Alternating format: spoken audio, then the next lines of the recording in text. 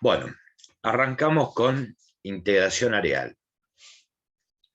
Nosotros estuvimos trabajando primero toda la parte de paradigma, sería la concepción de y la evolución que tuvo la ciencia geográfica, la ciencia histórica, si bien tanto esta materia de primero como la de segundo, integración areal de segundo, ¿a qué apuntamos?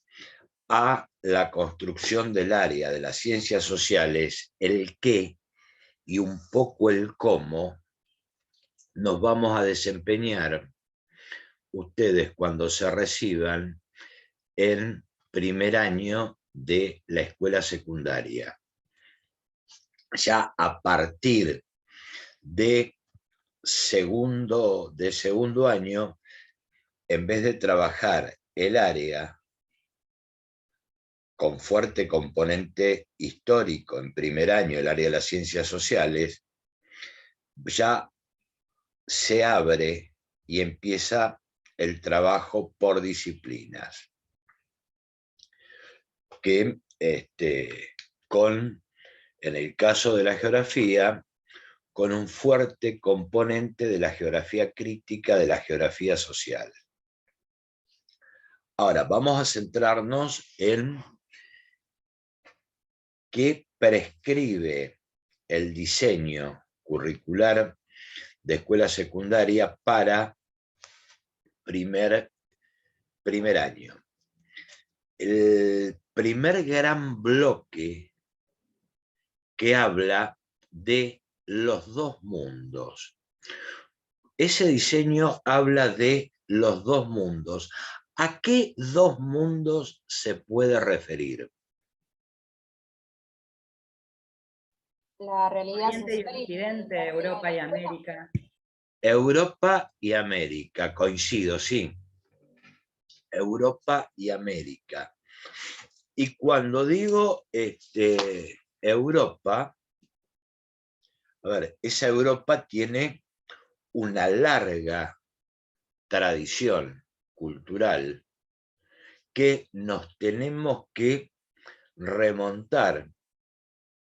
Nos tenemos que remontar a lo que es hoy una zona caliente, una zona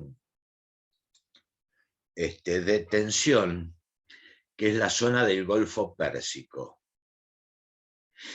Y hay una obra interesante encarándola desde la geografía y desde un tipo de geografía que la idea es que ustedes empiecen a bucear y empiecen a investigar, que es un libro de Mires, El amanecer de la historia.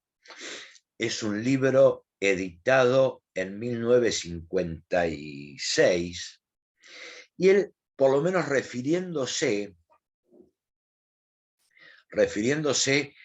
a Europa, refiriéndose al Próximo Oriente, cuando se refiere al Próximo Oriente, se está refiriendo a la zona de Mesopotamia asiática. No sé si a lo mejor los más viejos, si tuvieron historia en primer año secundario, siempre se arrancaba por Egipto, Mesopotamia, sumerios, acadios, el Elam, o se conoce también con el nombre de Asia anterior. Pero el planteo que hace Mires es el agua, o el río en este caso, por eso la clase pasada estudiamos o analizamos toda la nomenclatura geográfica del curso de agua dulce, concretamente, o los cursos que siempre a veces cometemos el error. Cuando hablamos de río, ¿a qué nos referimos? generalmente decimos agua dulce. A veces el río trae, según la salinidad que trae, puede ser un río salado. Son cursos de agua continentales que es el colector de una vasta superficie. ¿Y esa vasta superficie cómo se llama?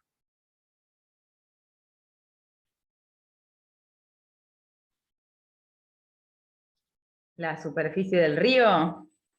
No, la superficie que ocupa el río se llama cauce. El lugar que ocupa ese curso de agua. El piso, por así decirlo, se llama lecho. El canal más profundo, producto de ese curso de agua, se llama vaguada. Ahora, el río junta agua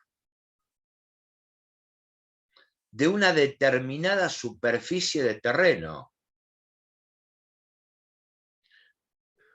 producto de la pendiente. Una determinada superficie de terreno escurre en un río. ¿Cómo se llama eso? El valle. No, el valle es la zona próxima. ¿El caudal? Es la cantidad de agua que lleva el río. ¿Cuenca? Exactamente. Es la cuenca fluvial o cuenca imbrífera. De ahí que, según ese río principal desagüe adentro, afuera o se pierda, hablamos de cuencas arreicas cuando se pierden por infiltración, endorreicas cuando desagua dentro del continente, en un río, en una laguna, en un mar interior. Caso de la cuenca del río Jordán, en esta zona que vamos a trabajar, que desagua en el Mar Muerto, o exorreica, que desagua afuera, Cuenca del Plata. Pero cuando hablamos de cuenca, hablamos de cuenca imbrífera, cuenca fluvial, estamos hablando de un vasto terreno que escurre. Cuando decimos en términos geográficos que escurre, quiere decir que esa agua, producto de la lluvia, de las nieves, de lo que sea, va a ir a parar a un río principal. Cuenca es la superficie que escurre. Esos son conceptos que tenemos que tener en claro desde el punto de vista geográfico.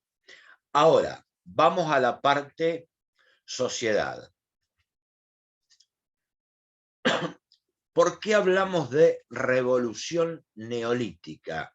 Que eso a lo mejor lo fueron estudiando con Juan Pablo o a lo mejor con Luciano. ¿Vieron Sí. Revolución Neolítica? Sí, el paso del nomadismo al sedentarismo. Eso. El paso del El paso de nomadismo la agricultura, sí. y el nacimiento de la agricultura y, llamémosle, la domesticación de animales. Desde el punto de vista geográfico, espacial, esa revolución neolítica, ¿qué implicó? ¿Cuál es el concepto de geografía? ¿Qué estudia la geografía?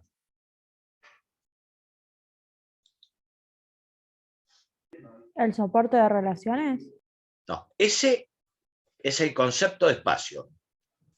A ver, ¿A las sociedades? Claro. la sociedad las estudia. La sociología es una materia que van a Estudia tener. la Tierra, el universo, todo lo que nos rodea. La historia. Las sociedades, bueno. El universo lo estudia la astronomía.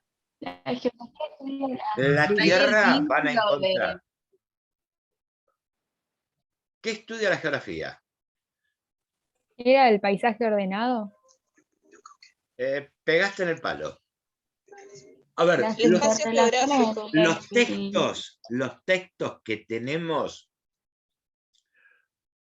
los vamos a usar, va a ser un ida y vuelta. Pero cuando pusimos, primero hablamos las ciencias sociales y después ya nos metimos en la geografía. Y tiramos 3 o 4 definiciones de geografía y escribimos, en mi opinión, la geografía estudia tal cosa. ¿Qué estudia? Y para mí, como dice la palabra, es el estudio de la Tierra. Claro, pero a Todo El ver, espacio geográfico. Todo lo que hay en ¿Cómo el ella. todo hombre el- modifica el estudia terreno? el espacio geográfico, ninguna duda. Las relaciones que hay entre la sociedad, perdón, estoy sin voz. No. Eso es la relación sociedad-espacio, es espacio geográfico. Ahora, Giselle, una materia, una parte que me encanta, que lo van a estudiar el año que viene, si vos descomponés el término geología, geo es tierra, logos, logía, estudio. ¿Qué estudia la geografía? La geología también estudia la tierra. Ahora, Y pero es una rama de la geografía, ¿o no? No, Porque no. yo en geografía di las eras geológicas, al menos en mi época se daba, en En geografía se pará, daba las eras geológicas, y vos porque no estudiábamos llegaste. el universo, los planetas. Ah, bueno, entonces, a ver, Bueno, por eso, eso, es el estudio a de la ver. Tierra y todo lo que hay alrededor. a ver, geografía como ciencia evolucionó.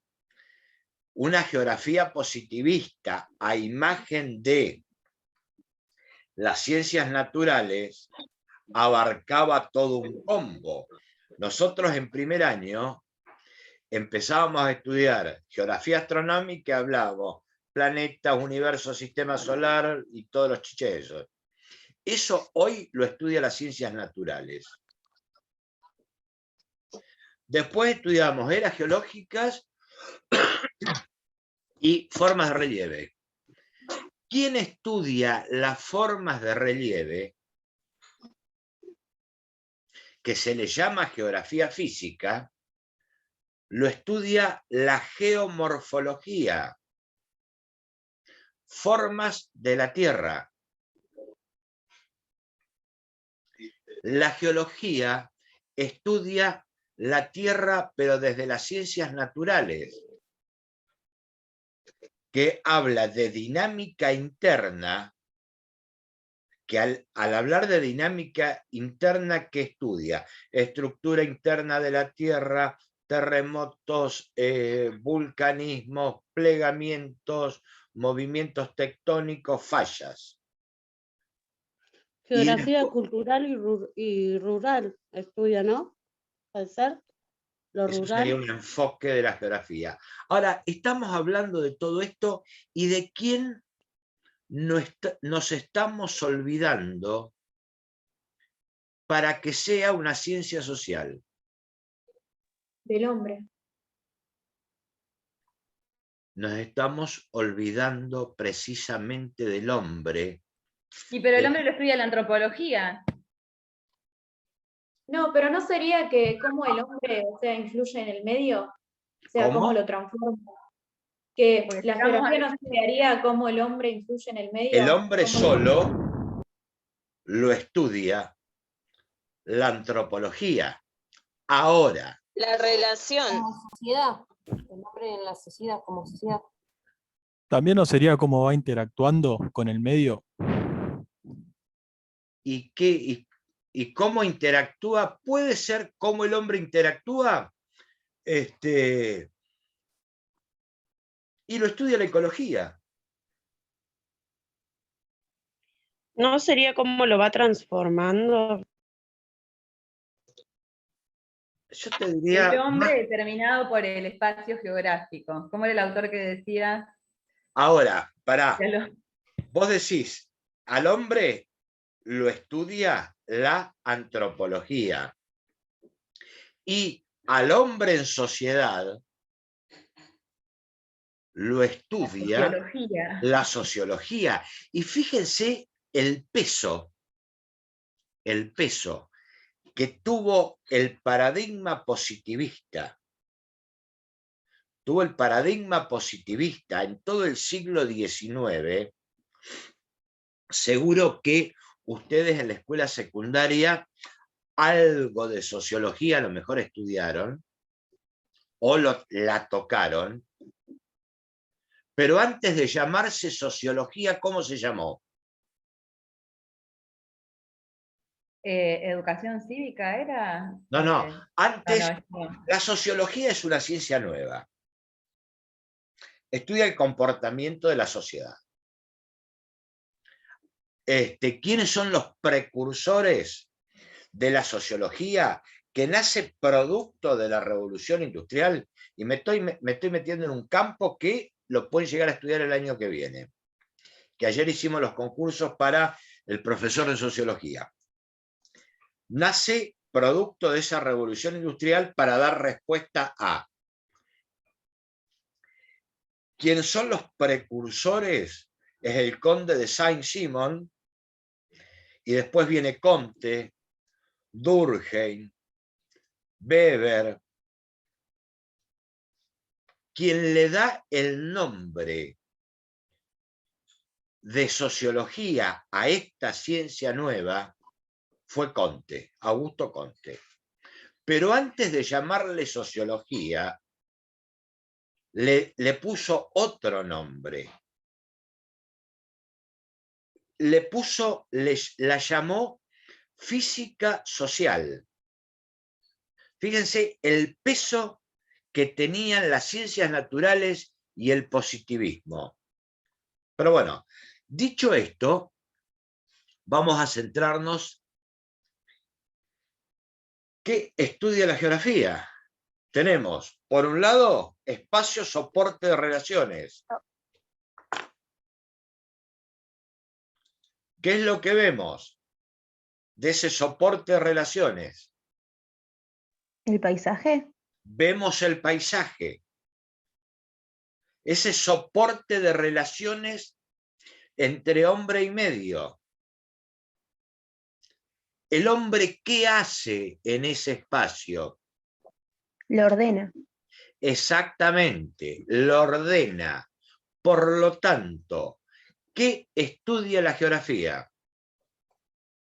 El ordenamiento del espacio. Exactamente, centra su objeto de estudio en el ordenamiento del espacio.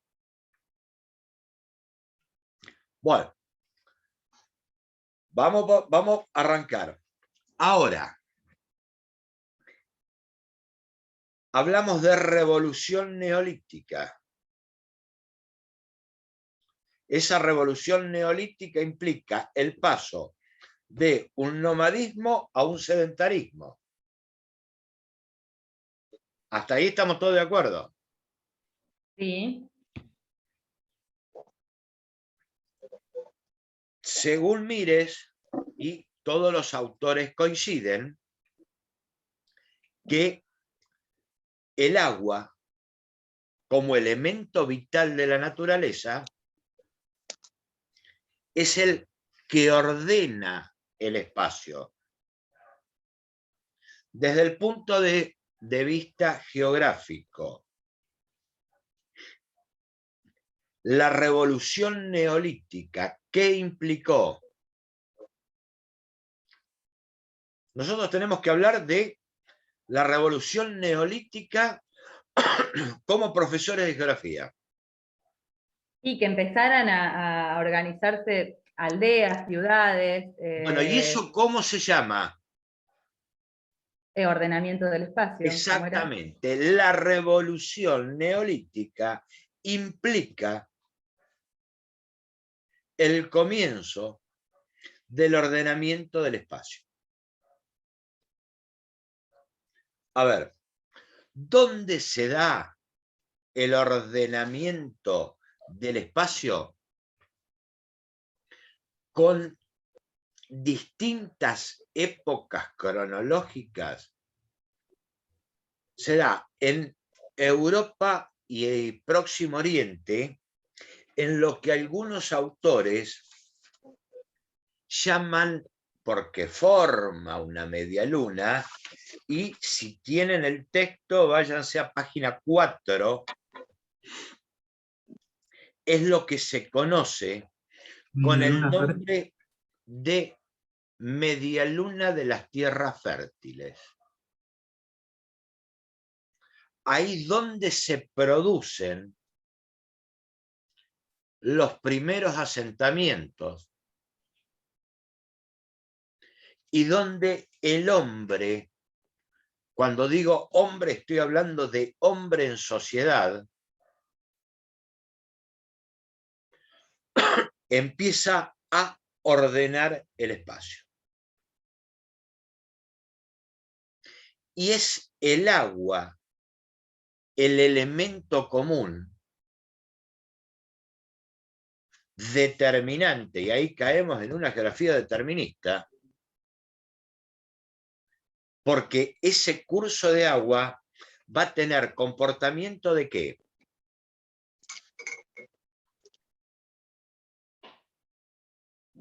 Ese medio físico. ¿Qué comportamiento va a tener? Nos vamos al concepto de Va a nuclear a las poblaciones. No te escuché, Giselle. No entendí bien la pregunta, pero que, el medio físico, digamos, en este caso el agua, va a nuclear alrededor del agua las poblaciones. Ninguna duda. Es el elemento ordenador. Pero ese río, ¿en qué se convierte? En recurso. Claro, en un el organizar recurso, las poblaciones, sí. en un recurso natural. Pero también ese río, y lo vamos a ver cuando estudie en Egipto, también se va a constituir En un obstáculo. en un obstáculo. ¿Por qué? En un obstáculo, ¿por qué? Porque más o menos el mecanismo del Nilo lo conocen. Es decir, el río nace en zona ecuatorial, trae agua, atraviesa el desierto de Sahara y ahí se convierte en río alóctono. ¿Qué quiere decir que se convierte en río alóctono?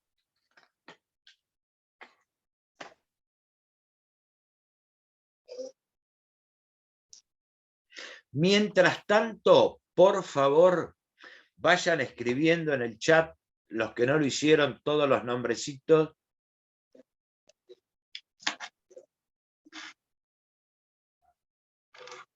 ¿No sería alóctono como río compartido? ¿O no? Valentín, tenemos Que que solo leer. tiene afluentes cuando nace, después no tiene afluentes. Bueno, en el caso del Nilo, después no tiene muchos afluentes, tiene solamente en Etiopía. Se convierten en alóctono Porque precisamente deja de recibir afluentes. porque no tiene afluentes. ¿Y por qué no tiene afluentes? Por las zonas áridas. Exactamente, porque atraviesa una zona más que árida. Un desierto. Desierto. Entonces, hasta inclusive, bueno, ¿qué pasa? Ese río, por nacer en una zona tropical, diría, ecuatorial, y por ahí tiene comportamiento, si tiene crecientes y bajantes. ¿Cómo sería el régimen de ese río? Irregular. Irregular. Hasta ahí vamos. Ahora, si tiene una creciente normal, desborda y ahí se convierte en un recurso por excelencia. Nos estaría faltando acá para llegar a la comprensión total la parte de sedimentación. Ustedes saben que, algo lo vimos, el río va transportando sedimentos que hace cuando desborda. Deposita los sedimentos y convierte Deposita los en sedimentos. tierra. Ahora, ese río, ¿qué recurso? Si la creciente no viene en época o viene más de la cuenta, ya deja de ser un recurso. Es un problema. No es un problema. ¿Cómo se llama en geografía? ¿Obstáculo? Un obstáculo. Ahora, si no trae agua suficiente, que no desborda lo que tendría que desbordar, también se convierte en un obstáculo. Y eso está en relación con las fuentes de alimentación que trae ese Nilo. Y de ahí también se asocia todo lo mítico, todo lo cultural, con los 7 años de vaca flaca, los 7 años de vacas gordas, las plagas de Egipto y todo lo otro. Porque el hombre, como ser social, siempre tuvo una conciencia mística, religiosa, una conciencia del más allá. Y la necesidad de adorar a una fuerza superior. Nos pasa en Egipto. Nos va a pasar en Grecia. Nos va a pasar en Roma. Y después se completa, en el caso nuestro, como sociedad occidental, con el cristianismo y con todas esas prácticas que hoy en día siguen existiendo. Todas esas prácticas culturales. Y como país latino, producto de toda esa impronta europea, impronta católica, esa impronta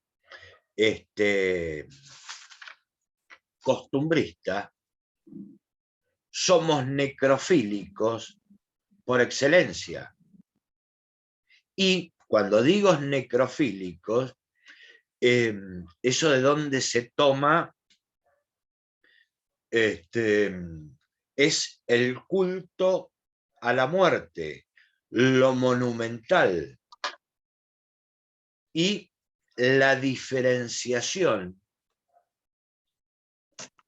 social que se nota mucho más en ese culto post-mortem.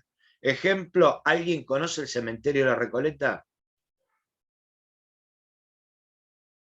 Bueno, ahí está patente. Y ya vuelvo a esto. Todo profesor de historia, todo profesor de sociales, el cementerio es una fuente importante de análisis. Y si tienen posibilidad de visitar, que hay, no sé ahora cómo estará, pero el cementerio de la Recoleta no tiene desperdicio. Como sanpedrinos, ¿saben quién fue don Segundo Sombra? No. No. ¿No leyeron? ¿No, literatura tuvieron? Yo Sí, sé que pero no me acuerdo quién fue Segundo Sombra. Don Segundo Sombra es un libro que escribió Huiraldes. Segundo Ramírez, que es el nombre real de don Segundo Sombra, es un gaucho, principios del 20, que nace en San Pedro, arriero está en la estancia de Huiraldes en San Antonio de Areco, y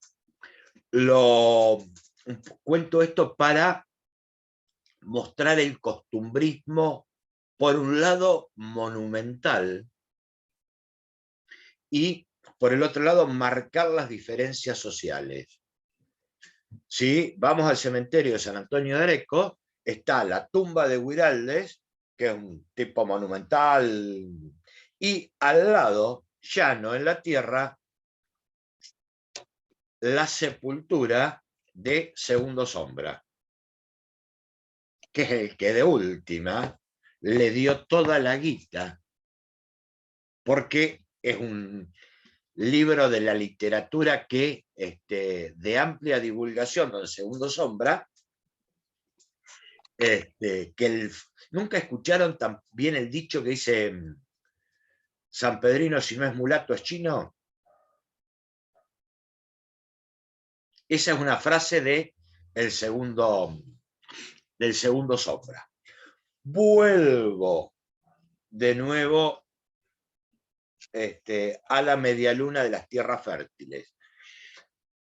Se constituye la medialuna, ¿por qué? Porque tiene forma de medialuna. Si van al texto, página 4, ahí ven lo que hace el Nilo con la Mesopotamia asiática, es lo que se llamó la zona medialuna tierra fértil, donde aparecen los primeros ordenamientos del espacio.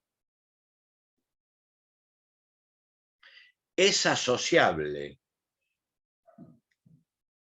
también a Mesoamérica en el México, las altiplanicies mexicanas, con la cultura del maíz, o con la cultura de la papa en el Perú, donde primero aparece el ordenamiento del espacio. Y sí, tanto en Europa como en América, el agua es el elemento vital de ordenamiento. Entonces, mire, no estaba tan errado, no estaba tan equivocado. Ahora, ¿hasta ahí más o menos se entendió? ¿Fueron leyendo el texto o no leyeron un corno?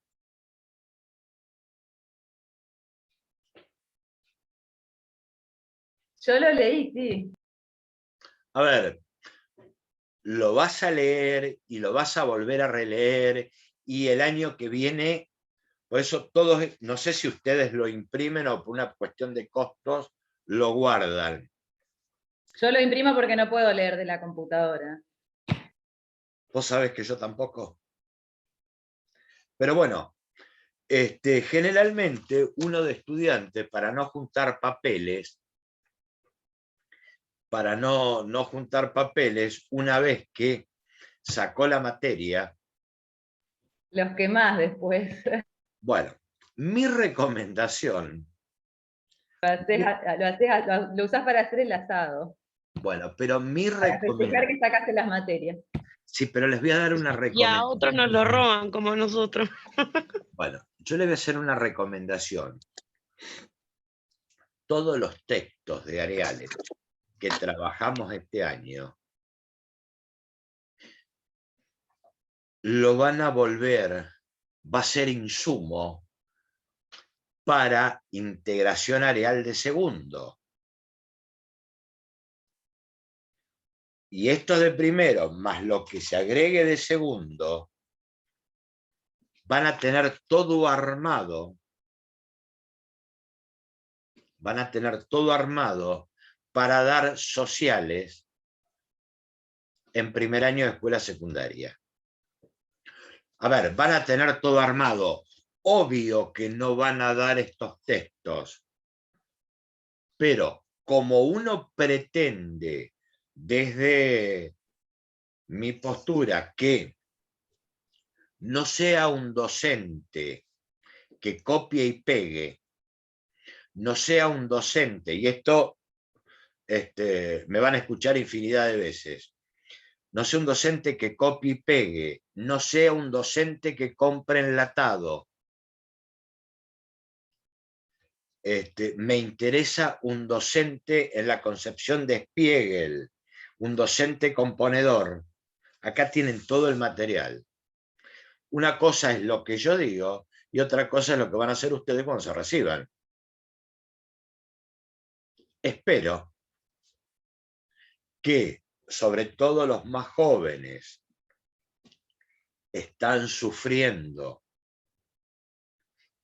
ser hijos de guía, no repitan la historia. ¿O no?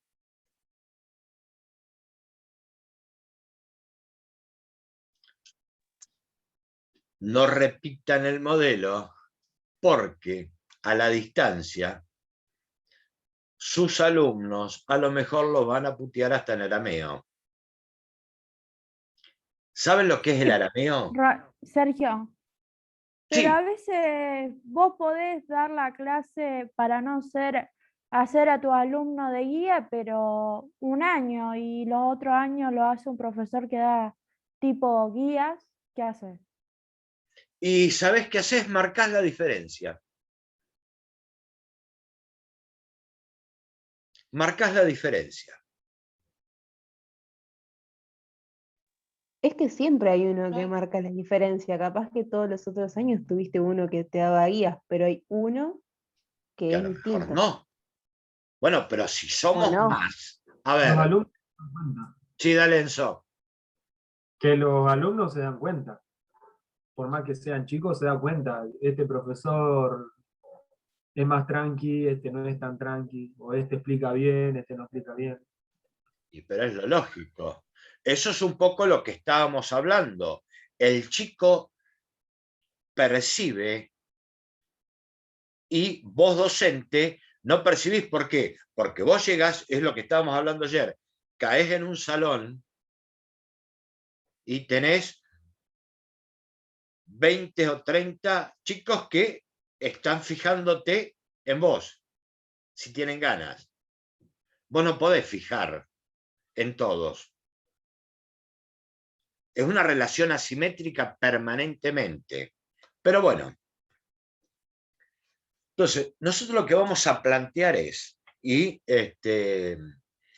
hoy no voy a hinchar demasiado, pero todo esto, ¿quedó claro qué fue la revolución neolítica desde el punto de vista geográfico? Sí, clarísimo. Bueno. ¿Qué vamos a tomar como elementos de estudio? Vamos a tomar a través de Cottenot, que es otro clásico, es una publicación de Eudeva también del tiempo de Ñaupa, que habla de antiguas civilizaciones del Asia anterior. Y habla de sumerios, acadios, cultura del Elam. Después vienen los medas, los persas, y una serie de pueblos que se establecen y se van sucediendo. Babilonia, con los famosos jardines colgantes, los hititas, los hurritas, se establecen en esa Mesopotamia asiática que sigue siendo foco de tensión. Guerra del Golfo, la zona del Mar Rojo, también en las zonas costeras se establecen los fenicios, una sucesión de pueblos permanentemente. Por un lado, y formando parte de esa media luna, aparece el pueblo o civilización egipcia. Evolucionando, ninguna duda. Se convierte en un imperio, ninguna duda. Cae en manos de los romanos, pero después de larga data. Se va sucediendo, pero siempre hablamos del pueblo egipcio, de la cultura egipcia. Hablamos de una época dinástica, hablamos de una época tinita, donde van cambiando las capitales. Después hablamos del imperio antiguo, hablamos de un imperio medio. Se van De las dos tierras, el Alto y el Bajo Egipto. el Alto, el Bajo, pero siempre siguen siendo Egipto. Nunca hablamos que en esa zona aparece un pueblo, se va uno, otro vuelve, no, siempre son, hablamos de los egipcios. Más allá de la revolución cultural, cambia la capital, con Akanetón se produce la revolución de la Marna, de ser un pueblo politeísta, pasamos a monoteísta y después volvemos. ¿No les llama la atención por qué en el Asia anterior, en la Mesopotamia asiática, que es Mesopotamia es un término nuevo,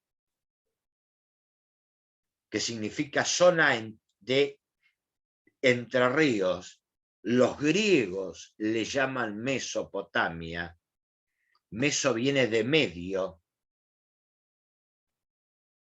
un popurrí de pueblos. Y ahora, en Egipto siguen siendo los egipcios. ¿Qué está pasando ahí? Bueno, en principio, todo esto que vos decís, para mí, estas particularidades se las da el Nilo. Y bueno, las demás características del terreno. Por ejemplo, en el texto decía que la civilización egipcia era como impenetrable, que no, digamos, los invasores, ni por el oriente ni por el occidente, porque se encontraban con vastos desiertos. Para que te voy a hacer un corte. Ahí estoy viendo, un poco para pelear y para crear, estoy viendo una contradicción. ¿Por qué?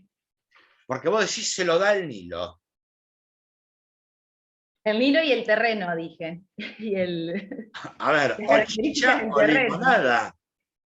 No, yo dije, se lo da el Nilo y las características del terreno. No me escuchaste esa parte. Bueno, viste, ya o andamos con delay, o estoy. O no dije eso. ¿No lo dije? Yo no sé si se lo da el Nilo eso. Pero en la tierra esa Además, fértil, se llama medialuna fértil. Sí, pero medialuna, la tierra fértil es algo simbólico, porque mirando el mapa forma una medialuna. El Nilo formaría parte, media luna. Pero el río no es lo que lo hace fértil, ¿o sí? ¿Cómo que no? A ver. Entonces tiene razón acá la compañera.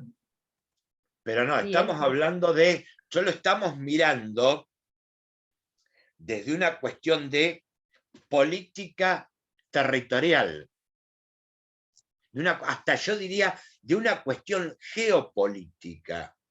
Exacto. ¿Qué está pasando ahí? Bueno, las civilizaciones de las medialunas fértil eran invadidas todo el tiempo, estaban expuestas a las invasiones nómades, decía. De hecho, por ejemplo, bueno, Babilonia después fue invadida por Persia, y así es como que iban cambiando las civilizaciones. Pero Egipto era como que estaba en medio la civilización egipcia era como que estaba en el medio de la nada, y era difícil acceder. Para mí ese es uno de los factores, no digo que sea eso. Después, con respecto al Nilo, otra de los factores es que los egipcios tenían que como hacer un trabajo en comunidad para el No, correcto eso aprovechamiento hasta del ahí Nilo. coincido. El Nilo, recurso, sustento económico, punto. Lo estamos mirando, Bueno, y todos tenían que trabajar de la misma manera y evolucionaban al mismo tiempo. sí, pero no, está bien. A ver, hay un condicionamiento, geopolíticamente estamos hablando, y nos lleva al otro interrogante. Y no avanzo más porque quiero que empiecen a leer y piensen, porque después escucho la clase y lo tengo servido en bandeja. Así que, Giselle, no hables más. Estamos. Bueno, Va pero por- ¿para qué me preguntaste? Y bueno, va por ese camino. Pero me queda el otro interrogante. Cuando hablamos de espacio geográfico y nos aparecen dos posturas. Una determinista y la otra posibilista. Bueno, acá es la postura determinista definitivamente. No lo sé. Para mí que sí. No, yo no lo tengo, esa parte no la tengo clara. Hay que ver qué postura toma. Una postura, y el resto me gustaría que se prenda también, porque al final nos estamos peleando permanentemente con Giselle solo y el resto no. A ver, ninguna duda que es una postura determinista. Si lo miramos desde qué enfoque.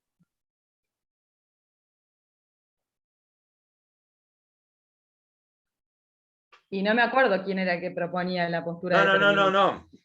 No, ¿quién? Si los miramos desde el punto de vista que Geopolítico. digamos, la geografía, el terreno determinaba el desarrollo de la civilización. O sea, digamos... Vos sabés que esa parte, geopolíticamente, sí, pero también se me abre otra posibilidad. Porque si vos lees a Wilson,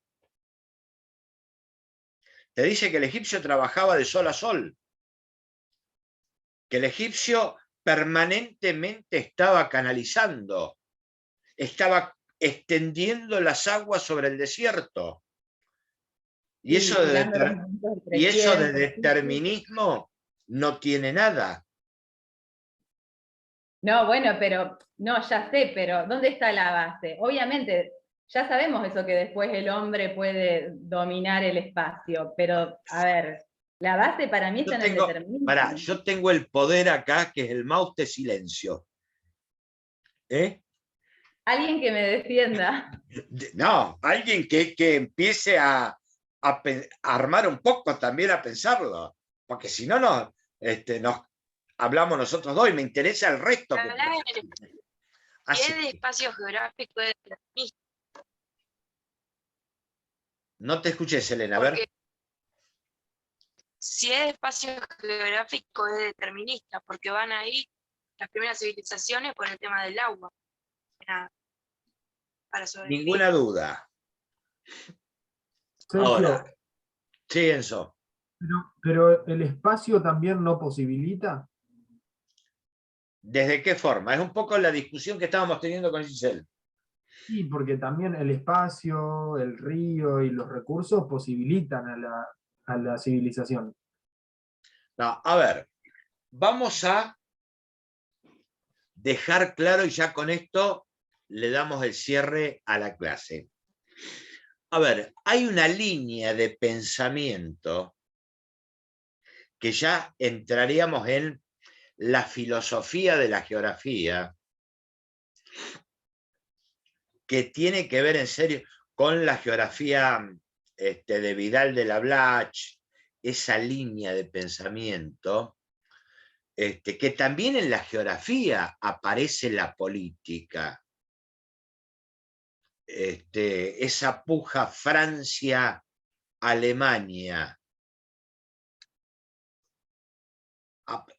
Hay un choque de pensamiento donde se mezcla la impronta alemana con la impronta francesa, pero volvamos a esto. Hay una línea de pensamiento que dice que el espacio geográfico condiciona el establecimiento del hombre. ¿Están de acuerdo? Si habla, dice Sí, yo. totalmente. Totalmente. Lo vemos, tiene distinto comportamiento el hombre de clima templado y hay mayor concentración de población en el clima templado que coincide con las zonas llanas. Somos distintos en cuanto a costumbres, en cuanto a alimentación, el hombre del norte con el hombre de la llanura pampeana. Ahora, también la ciudad de Las Vegas está enclavada en pleno desierto de Mojave. Y en el desierto no hay nada. Y ahí estamos ante un posibilismo. El hombre, con el componente tecnológico, puede dominar el espacio. Ahora. Algo Sí, todo.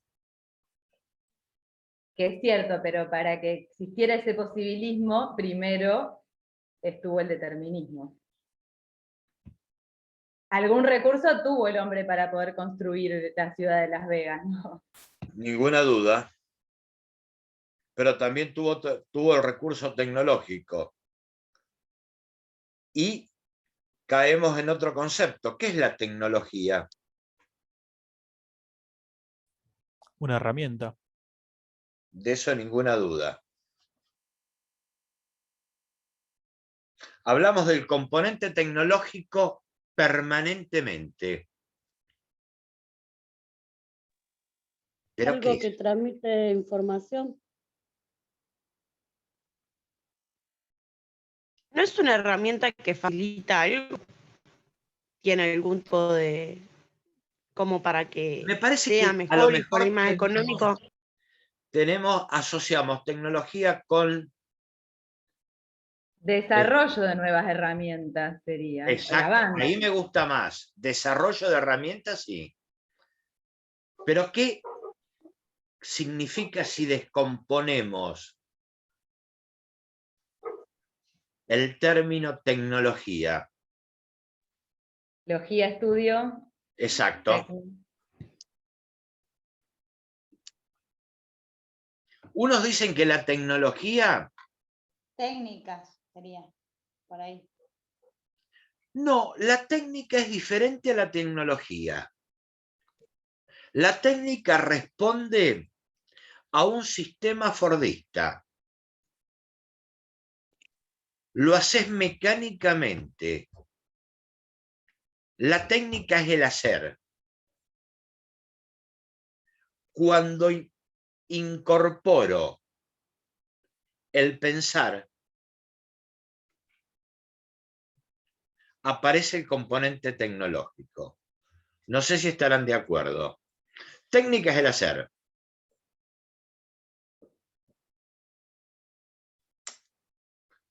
¿Se entendió más o menos esta parte? ¿Podrías repetir lo último que dijiste? A ver. Técnica es la realización mecánica. Cuando incorporo el componente racional, no solo el hacer, sino el pensar, aparece el componente tecnológico. Va de la mano con ciencia. Ciencia sería el pensar, el descubrir, el indagar. Cuando esa ciencia la aplico a... Entonces, tecnología sería pensar y hacer. Exactamente. Podemos estar de acuerdo o no. También se habla de que la tecnología, y me parece a mí con buen criterio, es ciencia aplicada. Ciencia para algo. Si no ciencia solo, no ¿Puede tiene ser un sentido. conjunto de conocimientos para utilizar la herramienta que se necesita, digamos? Sí, es todo. Es todo. Bueno, porque venimos hablando del componente tecnológico según la tecnología de la época. ¿Pero qué es la tecnología? Aplico, pero pienso. Y cuando hablamos de ordenamiento del espacio en geografía, ¿aparece el componente tecnológico? Y sí, porque necesitas hacer cosas para ordenar el espacio. Necesitas realizar distintas formas. Necesitas pensar y hacer. Exactamente, el pensar y el hacer. Cuando decimos que hablamos de espacio ordenado, cuando el hombre hace una acción meditada, está pensando, concertada y continua, está haciendo. Ahí está bien presente en el ordenamiento del espacio el componente tecnológico. El componente tecnológico en las sociedades humanas, en todo el devenir histórico, está siempre presente.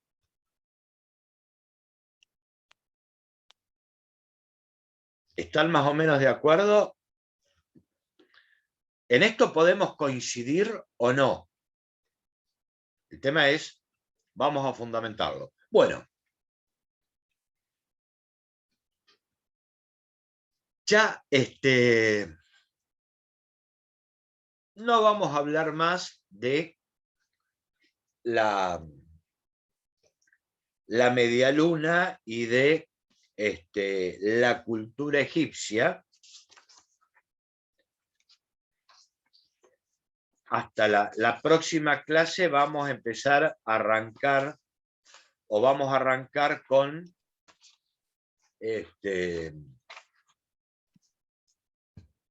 los fenicios y el papel civilizador. Y ahí ya el centro gravitatorio con el pueblo fenicio deja de lado ese curso de agua continental para seguir avanzando en la concepción de Mires. ¿Alguna duda, algún planteo? Nos vemos el jueves que viene. Por favor, me escriban en el chat todos los que... Profe, en el grupo pasaron sobre el tema de la carne que había sido de Rosas. Sí. Sí, yo lo subí, me parece, sí, lo subí, no sé si lo vieron. En el Classroom. ¿O no? ¿O en este grupo no fue? No, yo lo vi en el grupo, en el Classroom no lo vi.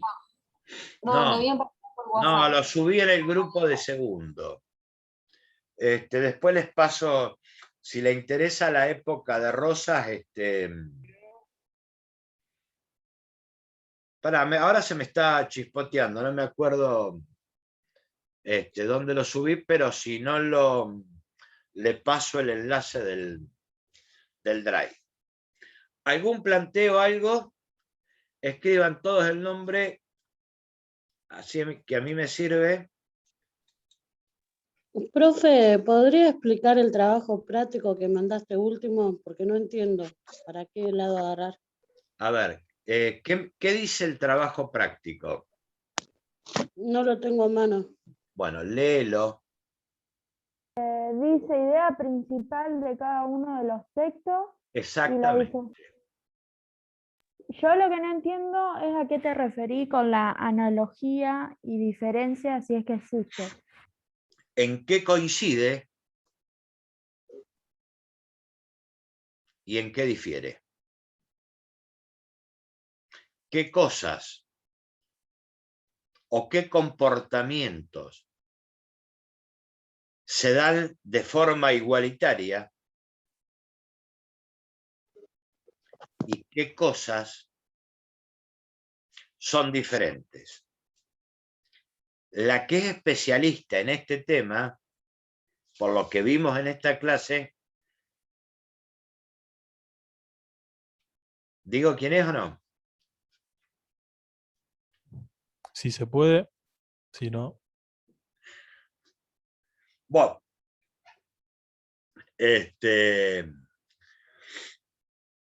tenemos que leer los textos, sacar la idea principal y qué comportamientos son iguales, qué comportamientos o qué características son distintas. ¿Estamos? Sobre eso da el trabajo práctico.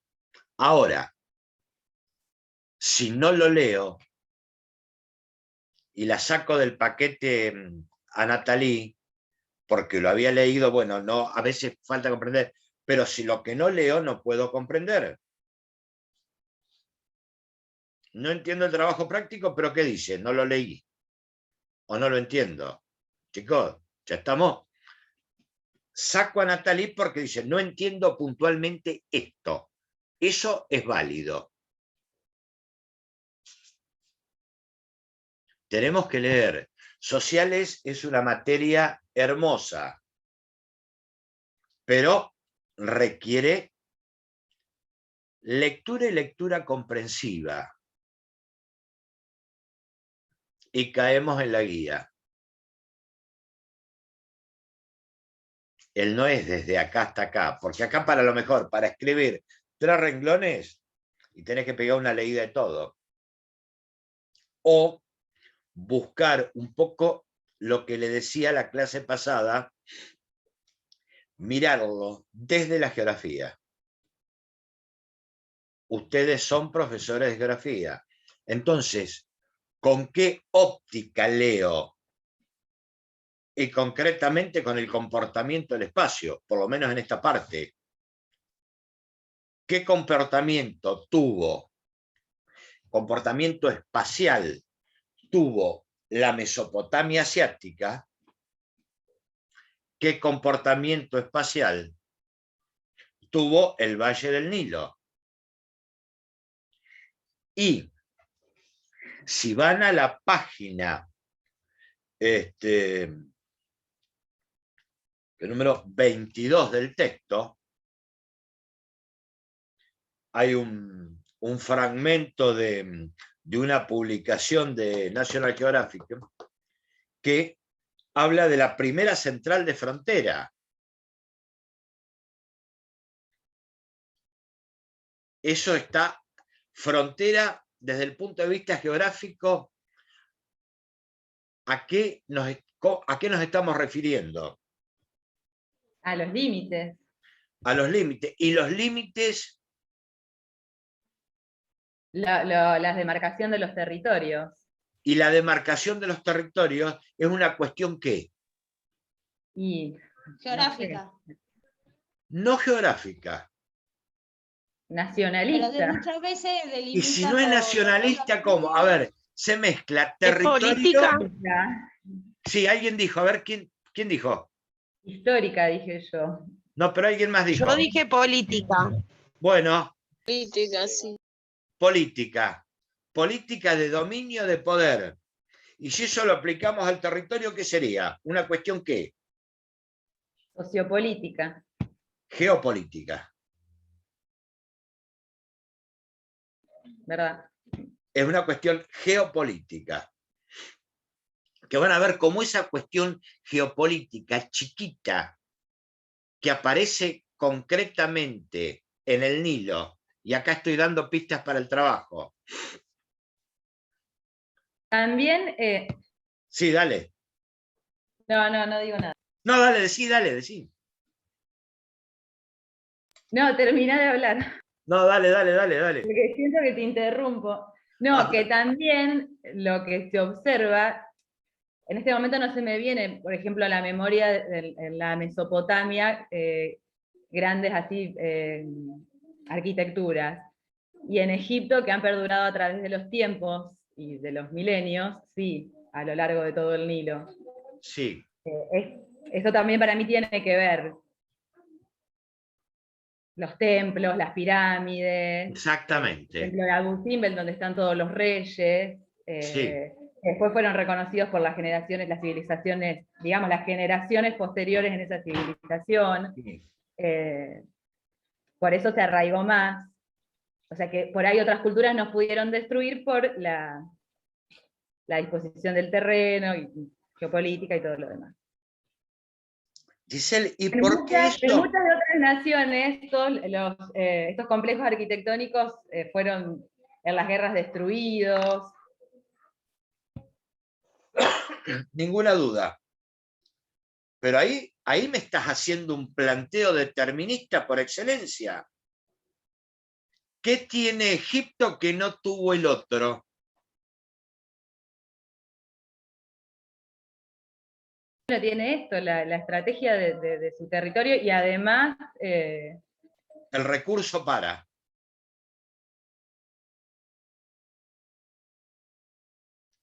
¿Qué le faltó al otro? Le faltó la piedra. Le faltó la piedra para. O a lo mejor la tuvo, pero tenía las palmeras que le servían. Las palmeras que le servían, ¿Y sí? no le servían ni para construir una embarcación.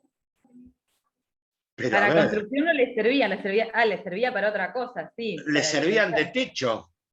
Claro, sí. Y, a ver, vos lo mirás con los ojos de hoy que perduraron. Pero en aquella época, sí, le servía de techo. Le servía de techo, pero la madera de la palmera no servía para construcción. Está bien. O no perduraba. Claro, por eso tiene que ver todo esto de los complejos arquitectónicos, para mí, desde mi punto de vista, que perduraron en el tiempo y que además, como ya te dije, fueron, digamos, transmitiendo, también es parte de una transmisión cultural de generación en generación. Las nuevas generaciones conocieron los reyes Ramsés y la reina Nefertari gracias a los monumentos. Exactamente. Después fue perdurando en el tiempo. Sí, pero guarda, nos estamos olvidando de otra cosa. A ver, está bien, esto nos dejaron los jeroglíficos, pero la escritura precisamente no aparece en Egipto, sino en Sumeria. Pero ni hace falta la escritura. Para perdurar, sí. Con el descubrimiento de la Rosetta, ¿cómo conocemos todo lo que apareció en la Mesopotamia? Puede ser que también, si no hubiese, por ejemplo, existido la escritura, al pasar de generación en generación, capaz que una mínima cosa iban cambiando todas las generaciones, entonces nunca íbamos a llegar a saber la verdad si no hubiese sido por la escritura. Y, a ver, ¿y conocemos todo lo que está escrito que es la verdad? No, pero ahí A no ver, se complica. acá, si nosotros, a ver, en el texto que ustedes tienen de Petit, y déjame decir algo de geopolíticamente hablando, van a ver que ese centro geopolítico chiquito que aparece en Egipto, se va trasladando y se va extendiendo a ese bendito Mare Nostrum, y es un centro de poder y es un centro de interés. Y no digo más nada, vayan empezando a descubrirlo, pero también todo lo que está escrito en los textos se va permanentemente reformulando con el avance de la ciencia. Fíjense que nosotros en el texto incorporamos publicaciones. Hay una publicación del 2020 del diario La Nación que habla de los fenicios y supuestamente se creía que todas las estatuillas fenicias que aparecían en el fondo del mar respondían a una concepción, y ahora se supone que responden a otro. Y no digo más nada. Está todo en el texto. Es decir, hay un avance permanente en la evolución de la ciencia. ¿Y eso qué implica? Una incorporación de nuevos paradigmas o de nuevas concepciones. ¿Y por qué no de nuevas interpretaciones? Bueno, ¿algo más? Si no, damos por finiquitado.